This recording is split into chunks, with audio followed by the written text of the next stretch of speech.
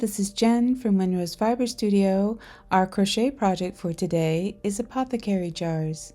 For my jar, I'm using Barocco's Remix, which is a recycled yarn. I really love the tweed look of this, and I think it kind of lends itself to the Apothecary Jar. You'll also need a matching thread. I'm using a 6-ounce cylindrical tin. I've got a pair of scissors, a 5mm crochet hook, a yarn needle, and a stitch marker.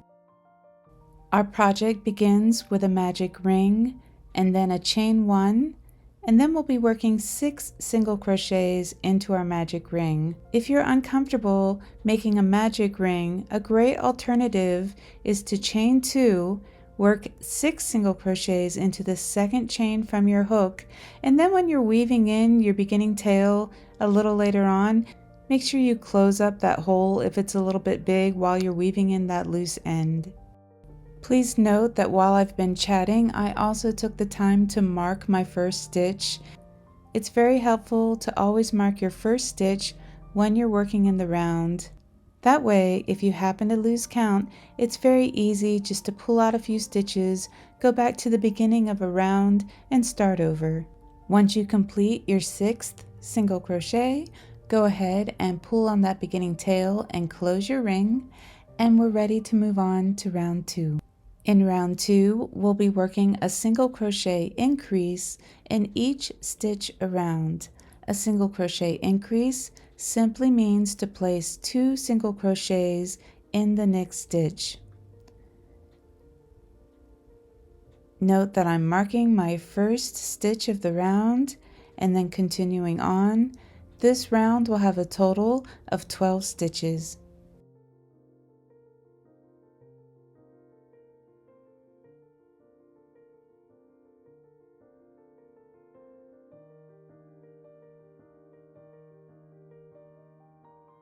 I have jumped ahead to round 3. For round 3, we'll be working a single crochet and then a single crochet increase. Repeat this pattern all the way around. This will give you a total of 18 stitches.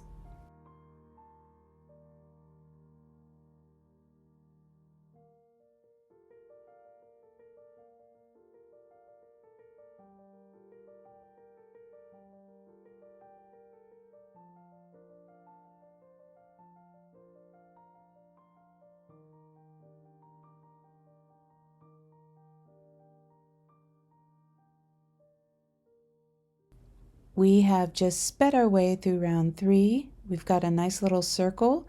This is the beginning of the base of our apothecary jar. I think this is a nice time for a little bit of yarn management. I'm going to pause and weave in my beginning tail, and then we'll move on.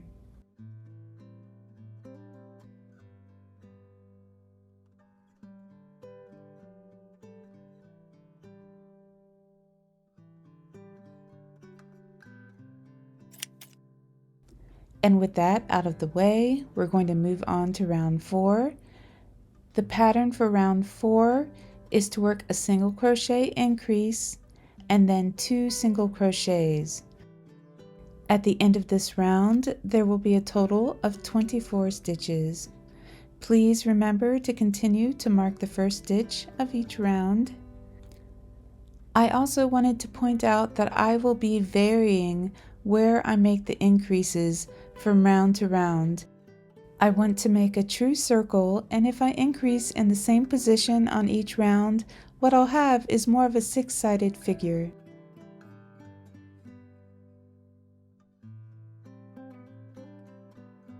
Before you know it, we've come to the end of round 4.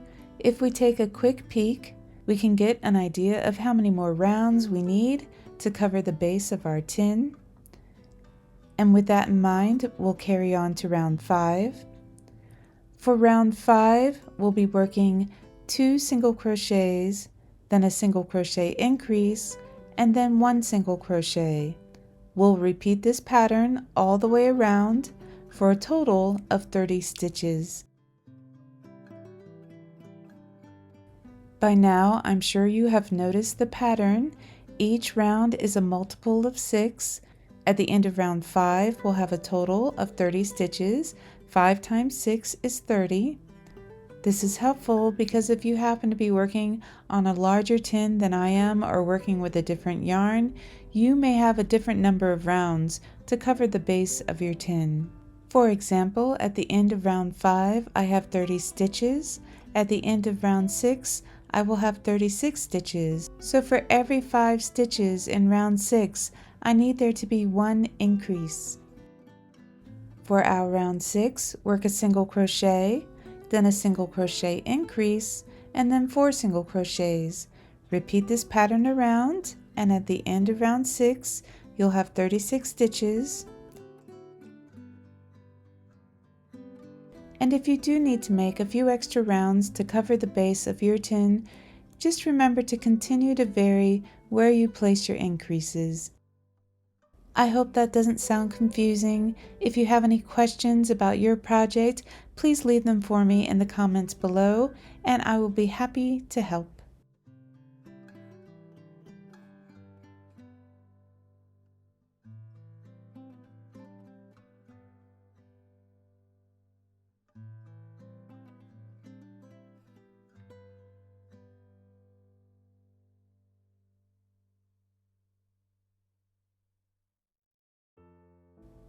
Here we are at round 7. For this round, work 4 single crochets, then a single crochet increase, and then 1 single crochet. Repeat this pattern around for a total of 42 stitches.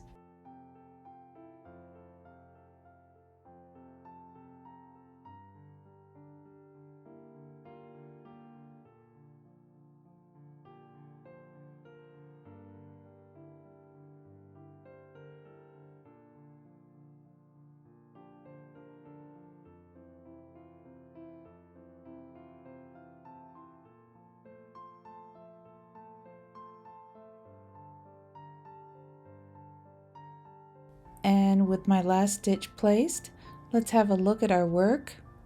Our circle is starting to look pretty good, and in fact, when I hold it up to the base of my tin, I am happy with my size. So now I'm ready to start training my yarn to move up the sides of the tin. For round 8, I'll be working in the back loops only, and I'm just going to work a single crochet in each stitch around. From this point forward, every round will have 42 stitches. There will be no more increases, so no more math, no more having to think about what comes next. We'll just be working single crochets around. Just remember, for this round, we're working in the back loops only.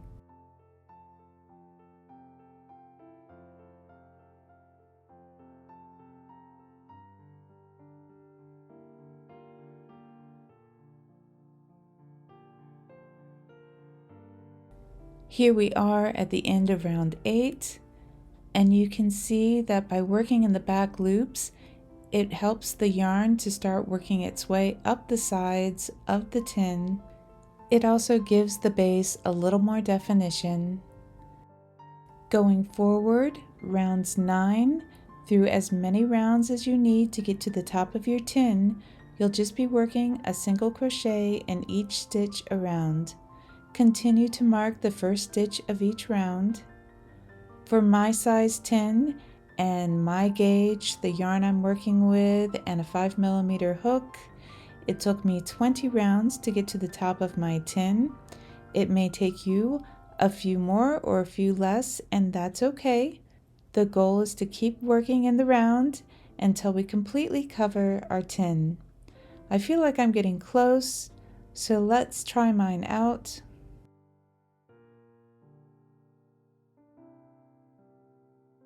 I like the way it's fitting. If anything, you want to err on your cover being a little small because yarn does have some stretch to it, and it's nice to have a snug fit.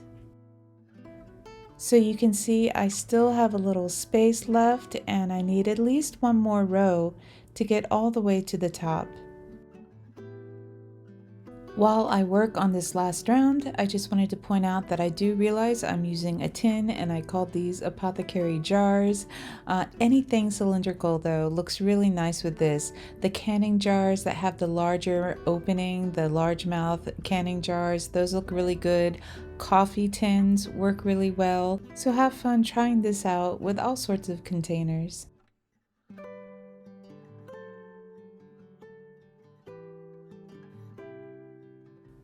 Okay, now that I've come to the end of that round, let's try it back on.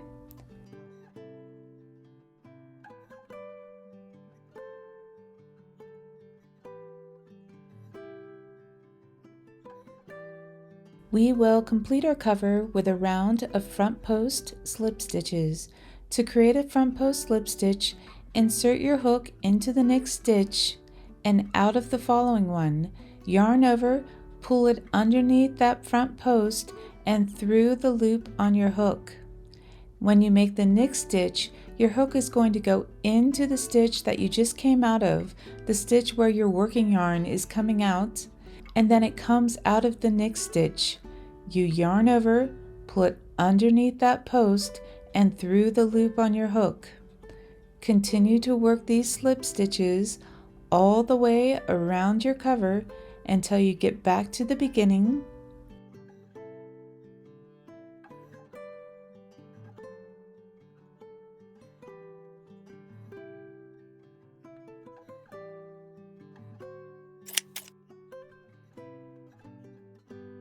After your last stitch, cut your working yarn, pull it through the loop on your hook. Then you'll thread that tail in through your yarn needle and pass the working yarn through the center of the next stitch to the wrong side of your cover, and then simply weave in this final tail end, and this part of your cover will be complete.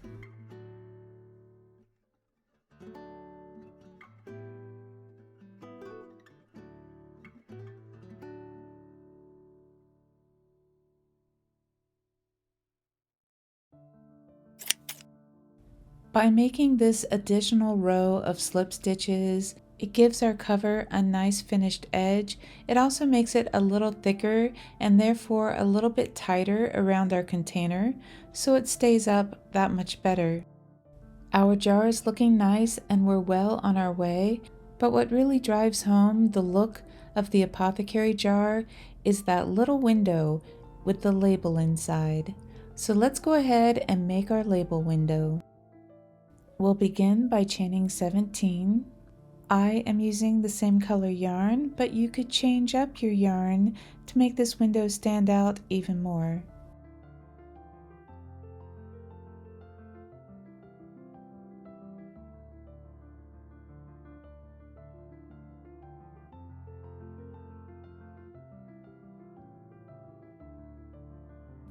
Here we have our chain. I'm going to be working into the back bumps of this chain.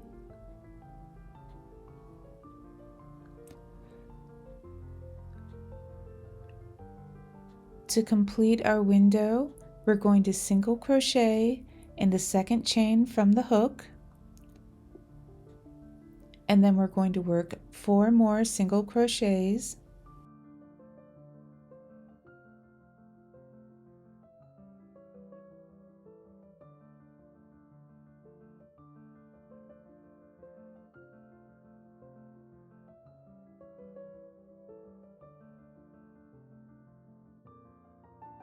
The next step is to work a 3 single crochet increase. That means to place 3 single crochets in the next stitch, then you'll work 1 single crochet and then another 3 single crochet increase, or 3 single crochets in the stitch after that. This creates our first and second corners.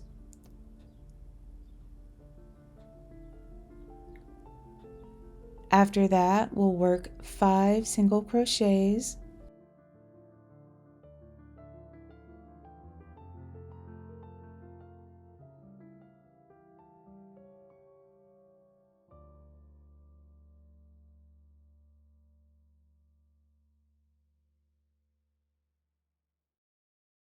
And then we'll finish off our window with another 3 single crochet increase, then 1 single crochet, and then a final 3 single crochet increase. This creates our third and our fourth corners.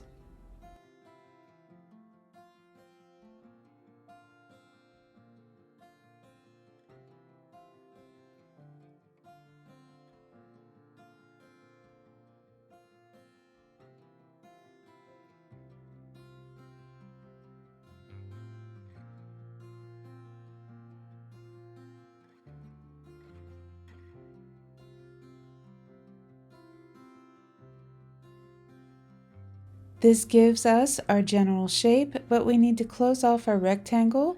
So we finish by slip stitching to the next stitch, and then you'll see I remove the loop from my hook, and then I feed it from front to back through the next stitch.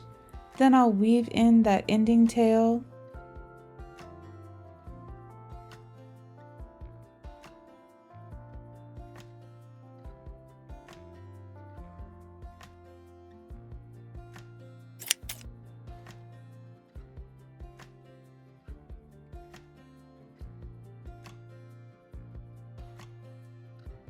And I also use the beginning tail to attach the base of those stitches together.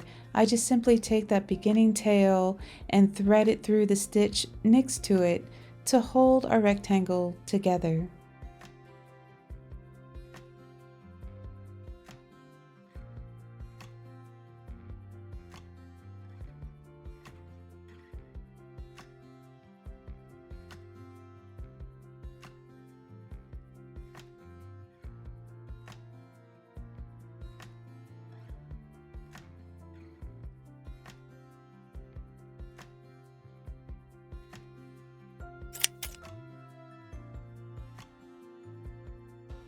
With our label window complete, we can decide where we'd like to place it on our tin, and then you'll use your needle and thread to whip stitch your label window onto your cover. You can do this with the cover on the tin, with the cover off the tin, whatever feels more comfortable to you. I also, as I'm working my way around the label window, I like to go through just the back loops of that outside row of single crochets. You only want to whip stitch 3 sides. You're going to go down one side, across the bottom, and then up the opposite side, but you don't want to sew the top of your label window. That is where we will cut a little piece of paper and either write or print off a label for whatever we decide to store in our little apothecary jar.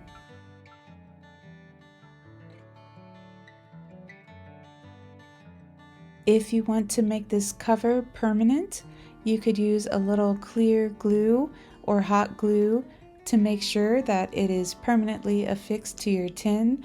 I actually don't bother with this. I find that it stays up fine all on its own, and that way it's a slip cover I can change in the future. You can see I'm measuring my window so I know what size paper I need to cut. I'm showing it in inches and centimeters. I'm sharing my measurements with you. Your window might not be the exact same size, so it's always good to measure first.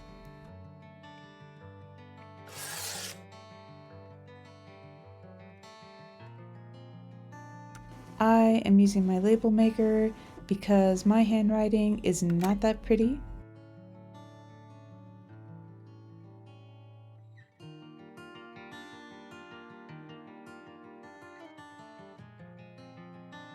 And here's my new jar. I'm going to keep all of my stitch markers in here. If the tin you're using came with a lid, you can hold on to that for closed storage. Here are some of my apothecary jars on display. I've got my knitting needles and my crochet hooks. If you're like me and you have a hard time throwing away a very reusable container, this might be the perfect project for you. Thank you so much for joining me today. I really enjoyed sharing this project with you. I post videos every Tuesday, so every Tuesday there will be a new pattern or tutorial. Please hit the like button and subscribe if this sounds great to you. Once again, thank you for watching, and I'll see you next time.